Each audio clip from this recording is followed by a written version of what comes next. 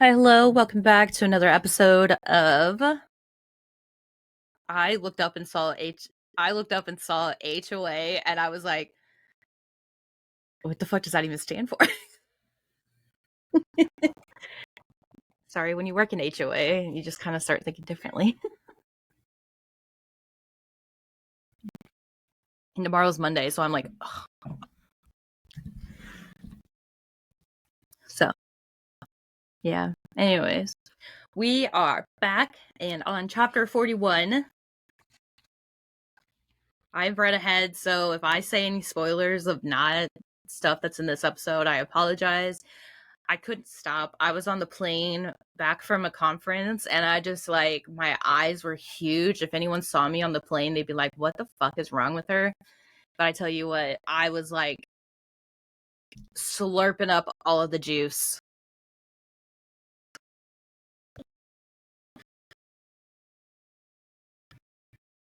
And that's why I kept reading. I was like, ain't no fucking way.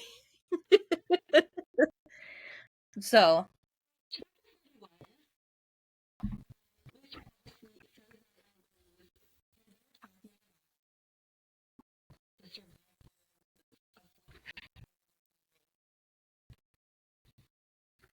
spook. I think it's spook because I made a comment about fire and you're like, flames. Which is spook, and they don't know yet who it is. They're just talking about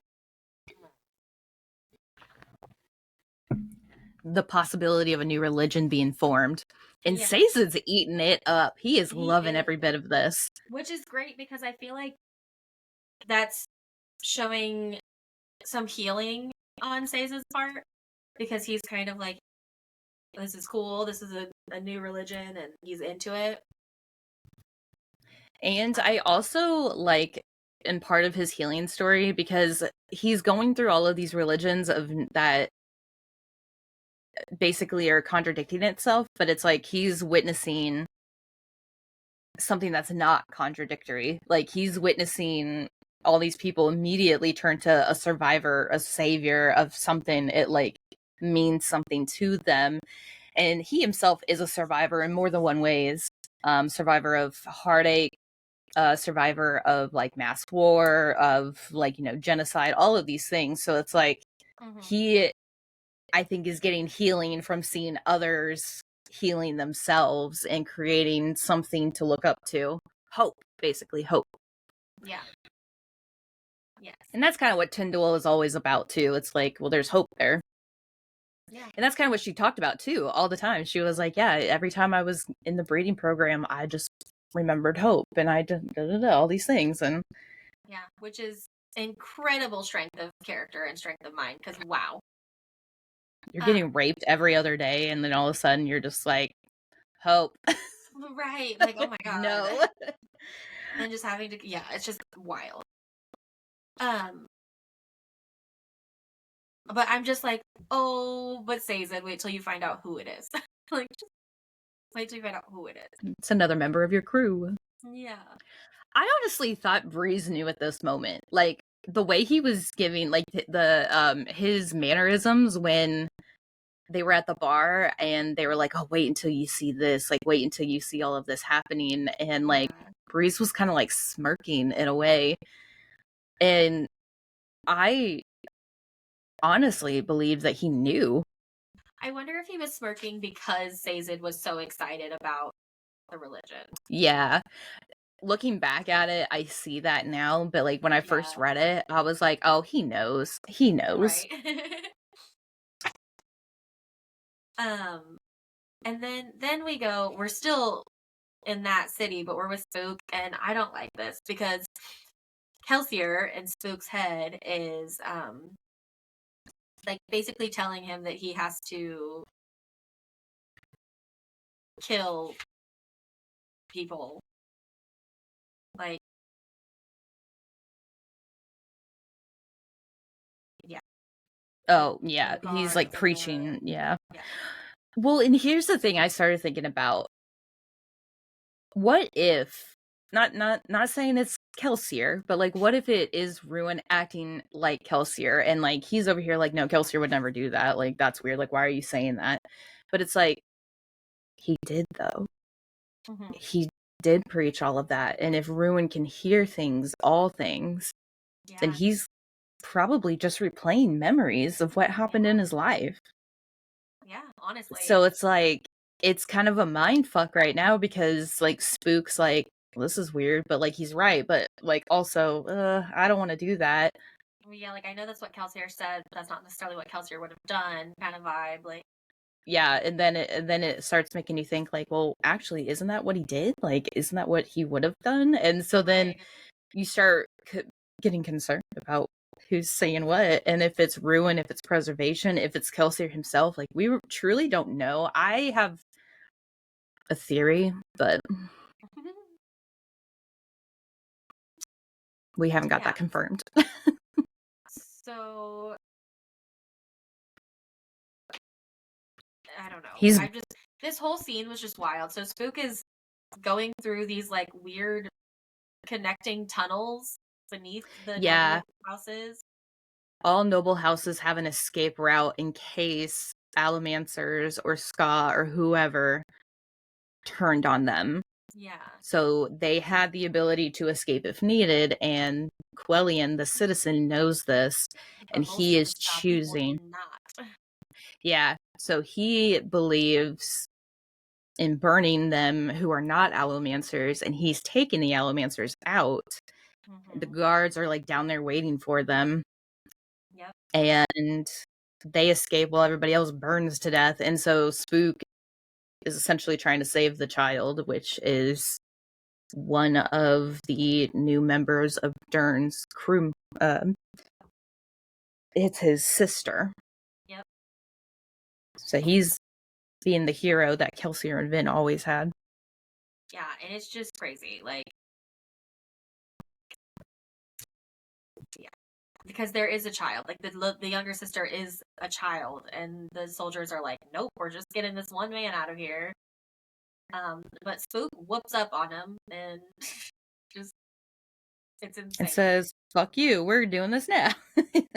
Yeah, and so he like um tells all of the people to get out, but the one soldier has the little girl, and Spook basically locks the door. Um, and locks himself in with the soldier and the little girl. So How's he gonna get out now? yeah, so it's like, how is he gonna get out now? Like, what the fuck are you doing? Are you insane? And that was the goal. He wasn't supposed to lock himself in there and go a different route. He was supposed to go back through the tunnels and be Yeah, quiet about it. but instead, he has pewter, and he balances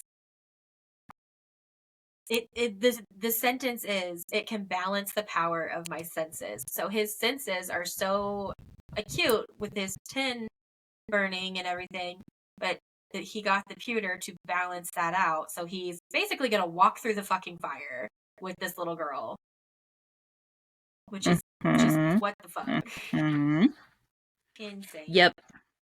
So after he goes through the fire, he is basically comes out of, A window on the second floor, I think. yeah, and lands on like a different location, like a different house, and just stares Quellion down. And then Breeze, Alarain, and Spook, or not Spook, but Says It, are all like, well, that was unexpected. Yeah. And then they realize, I think, don't they realize? Yeah, they realize that it's Spook. And then Alarian and Breeze start to like riot the crowd to kind of cause a diversion so Spook can get away.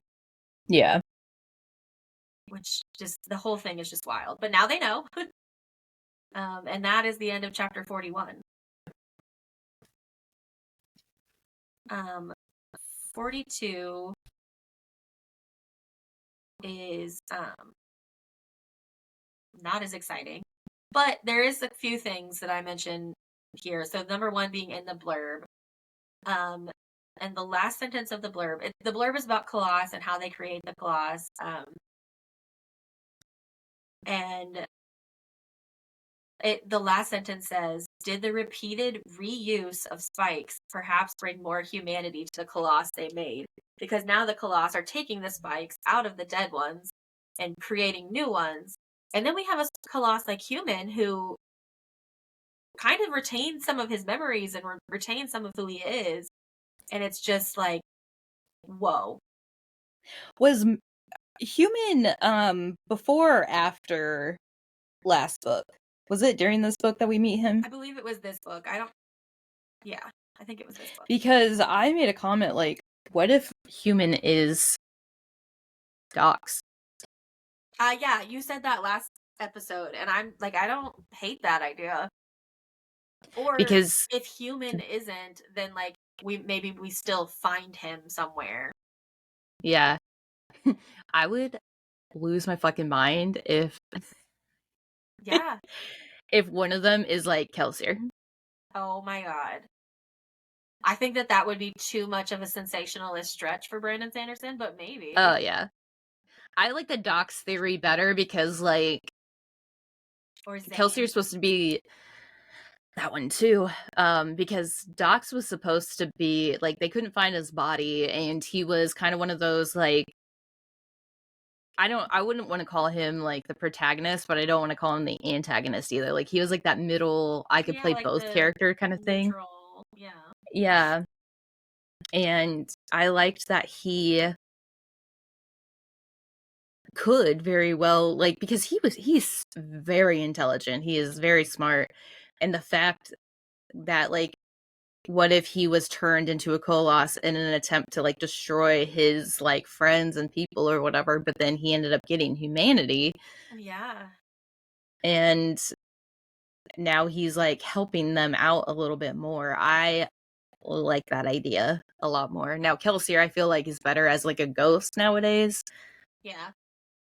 It like plays well into the role now, but yeah. I don't know. But we're learning a lot about hemorrhagy too. Yeah, we learn a lot about hemorrhagy in these blurbs. With this chapter is because basically everyone's made with hemorrhagy. Yeah, all of the like special monsters or Kandra, like creatures. Yeah. The Kandra, the Inquisitors, the Colossus. But there's a thing in here that says it's Marsh's inner monologue, and he's thinking about all of the terrible things that he has done and that the other Inquisitors are doing to search for the thing that Ruin desired above all others, the thing preservation had taken from him. What thing? What thing? Like, is it his body? Is it maybe his physical form? Right, like his physical form? Because his what? The Well of Ascension, the power within the well is technically preservation. Right. Because preservation created something that would block Ruin. Mm-hmm. Because and they are then talents. Yeah. And when Vin essentially unleashed it or like took the power, it unleashed Ruin. And then she passed that power over to him. Now I wonder if preservation is still a little bit within Vin. And he wants his total, like maybe this is just like a fragment of his power and he's unable to have his full strength because of like Vin maybe having a little bit of it from the last time she had touched Um, whatever. But This bit, sorry, I was just thinking about the next part. So what Marsh is there to do is basically take over Penrod.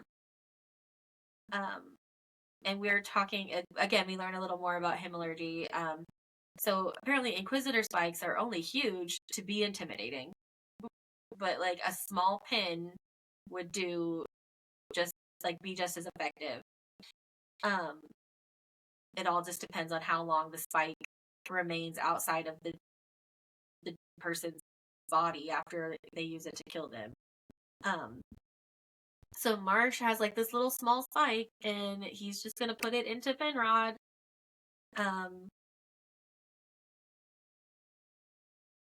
To give Ruin control. access and control of Penrod, which is like fuck. It's very clever. It is so clever. Yeah.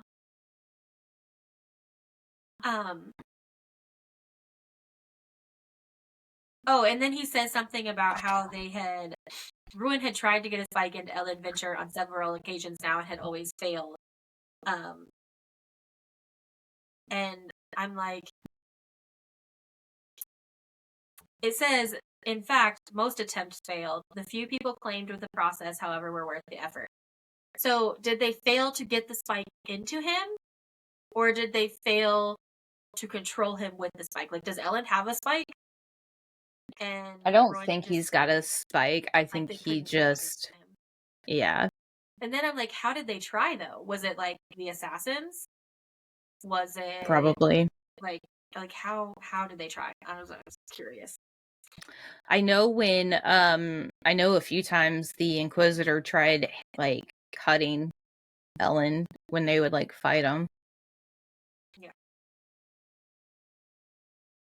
But and then this is I don't know, this whole chapter is wild because then they're like trying to pull the spike, or that there's surgeons with Penrod and they're like, do we pull the spike out? We can't pull the spike out because then you start bleeding. And Penrod's like, I feel fine though. Like there's an ache, but it's I don't feel weak or anything.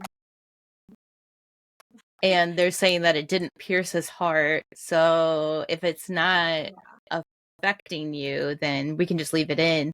And Marsha's like, it definitely pierced his heart. But you're right though. Don't take it out. Yeah.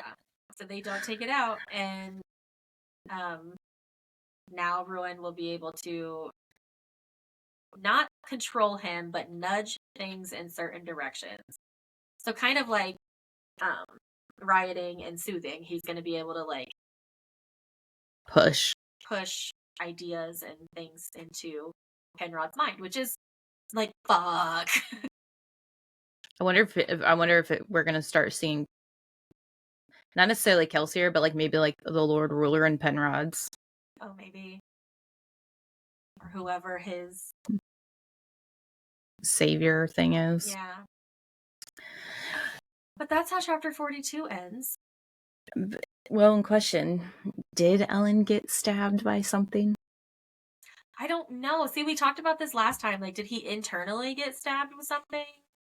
Because he got hit. He got, like, slashed. Yeah. So was that preservation? Or was that ruin? I don't know. If it was ruin, then he wouldn't be able to control him. That's bottom line. If it was preservation, then what if all attempts to pierce him with something or get him metal within him has been thwarted because his power is within preservation? I don't know. The same could be said, I guess, about Vin. How'd she? Yeah. Honestly. I don't know. These books are so twisty and turny. Like, the ending is not going to be what I expect at all. this is part of the like lore that Will started to like make me really truly think about, like the whole hemorrhagy stuff and like all of our main characters, and he like really made me go down like a dark rabbit hole just trying to figure out like what he was talking about. Yeah. And then when I finally hit rock bottom on that like rabbit hole, I was like, it's like, oh my god, you're so right. Oh my god, no, don't tell me. Like when it finally like, and that was the thing, none of the chapters upcoming like kind of even hints at that. Will was just like asked specific questions that made me think, and I was like, he goes, you're so close, you're right there, and I was like, oh, no. So oh my gosh, 43. yeah, 43. We're with Vin and Ellen. And they're, out. They're going to a ball. Through the city, going to the ball, and Yeoman's Mistborn is following them. And I'm just like, this whole thing feels like a trap. Yeah, I feel like going to the ball to like, which is legitimately in the area of the catch, I think that is probably something that, yeah, it doesn't yeah. feel.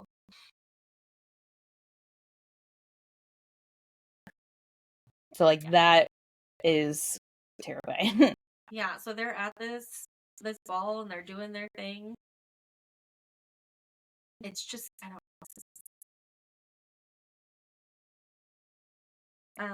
All of it is, that's for sure. It really is. And she, like, basically, I don't even know how to. Basically, they are going to create a distraction. Yeah. And Ellen is going to get into an argument with Yeoman. And during that time, she is going to sneak away into the Canton catch and try to locate the plaque that the Lord Ruler has left. Yeah. However, when she's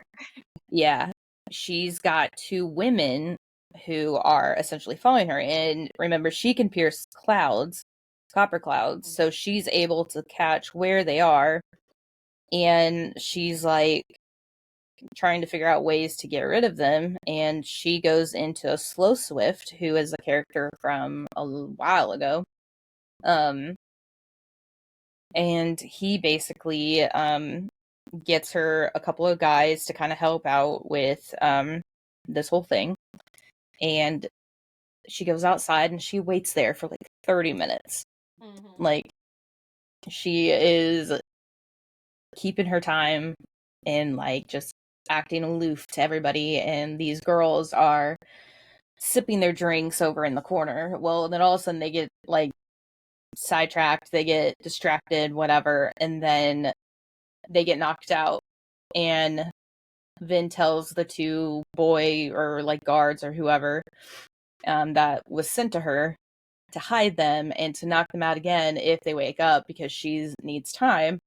And that's essentially what happens. So while Ellen is distracting everybody on the inside, she goes and to the Canton of Resource area. Resource area. Well, actually, I don't even know if it's the Resource Canton. It is, okay. Goes into the like building itself to get into the catch. Which takes us into chapter 44, honestly. Yeah. It was a very slow, or not slow, it was like a reconnaissance kind of thing. It was like the prequel. Yeah, there you go. The prequel to the end of the to the end. Yeah. So, and his distraction is basically he's challenging Yeoman to a duel. because yeah, he can get him to argue and to like debate. He's like losing it. So then he's like, all right, fuck you. We're going to do a duel then. Yeah, let's fight. Put your dukes up. And that takes us into chapter 44. And Vin is in the cache. Or she's about in there. She's getting in there. She's trying to locate the area. Yeah, and there's guards, so she's like basically following the where the more guards are, because that's gonna be where it's at.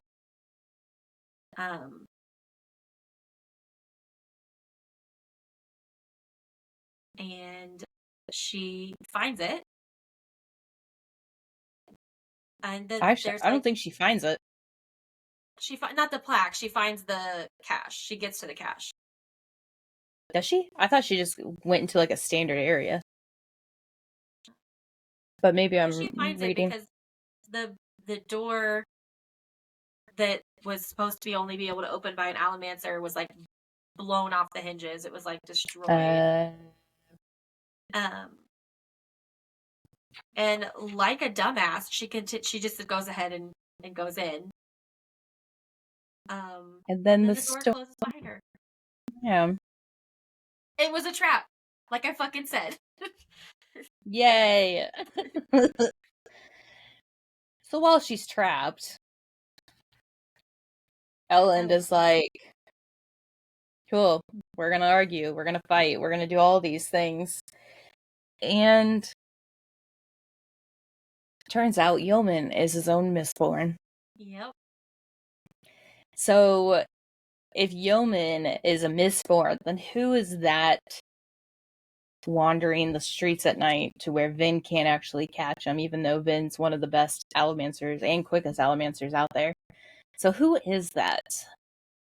We don't know. We don't find out this chapter. No, we don't. But it gets bad to where Elend's like, all right, I gotta go. Yeah, they fight for a minute, and then Elend's like, okay, I have to leave. Like, I have to retreat. Yeah, especially because that's when he finds out Yeoman's a Mistborn, because he burns Electrum. Yeah. And so, yeah, Yeoman is burning Adium, so Elend burns Electrum. And then he goes back to the command tent with Ham. Yep. And he's waiting, and there is no Vin. So 3 hours later, Elend sat in the command tent with him, waiting quietly. They told each other about everything that has happened thus far. He's still worried about Vin. Ham forces him to get something to eat, and Elend's like, you know what? No, I'm going back. I have to go get her. And they start arguing, and all of a sudden, somebody comes in with a message and hands it to him. Now, here's the thing. It is a paper message. It is not written in stone. Mm-hmm. So there's two things with this. Is this Ruin fucking with Elend to bring him in? Or is Ruin and Yeoman not necessarily working together, but like... Does he have control of him? Yeah. Yeah. Because he is a Mistborn. Like, was he pierced at some point? He is... I mean, there is quite the possibility that he was pierced because he was a priest.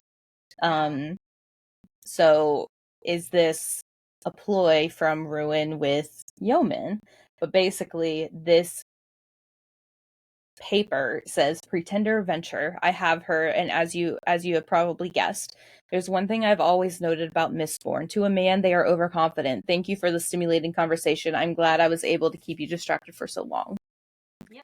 So it could be either or. It was all a trap. Yeah.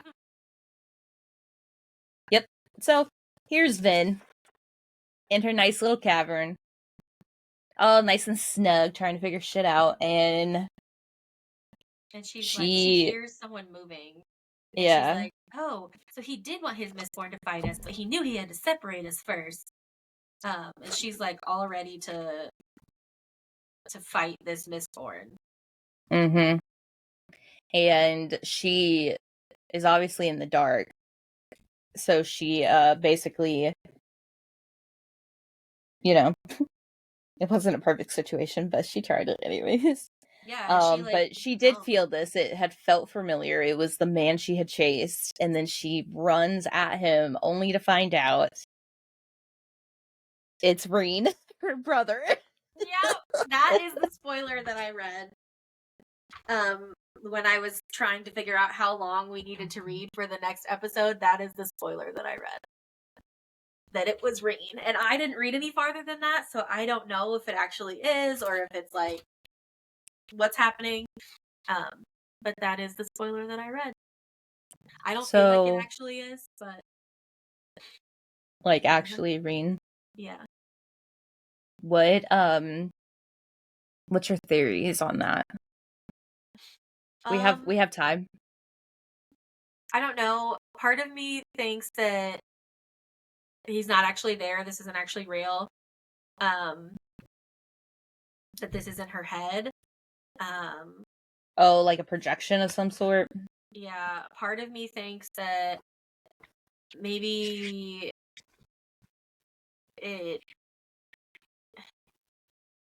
maybe it's Reen's face, but it's not Reen's brain. Like it's not Reen controlling himself.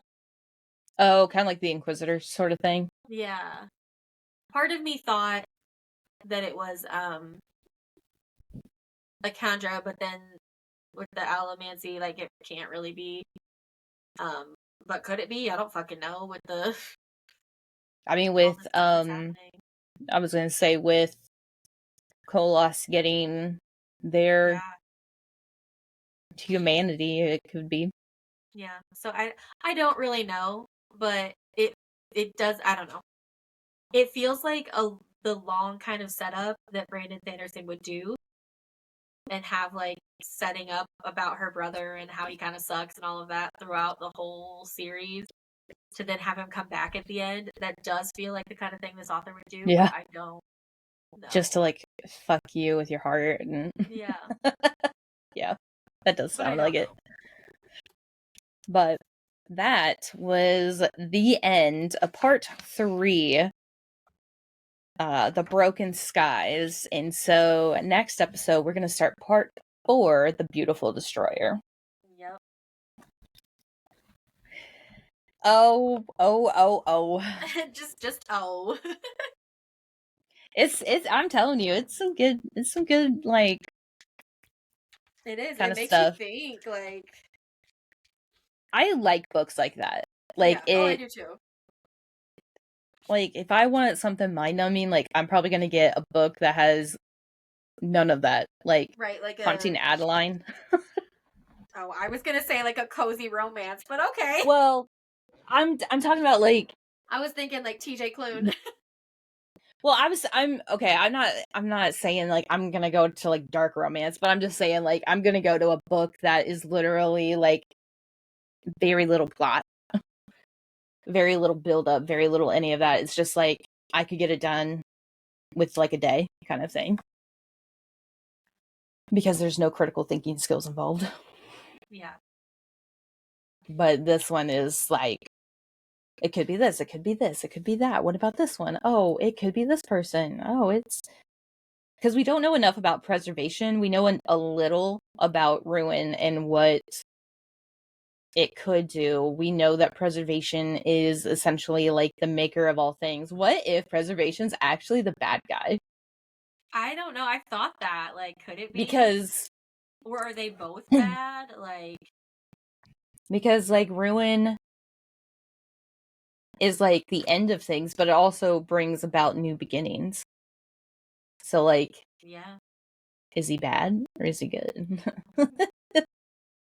I don't know. But that is part 7 of Hero of Ages. So until next time. Bye.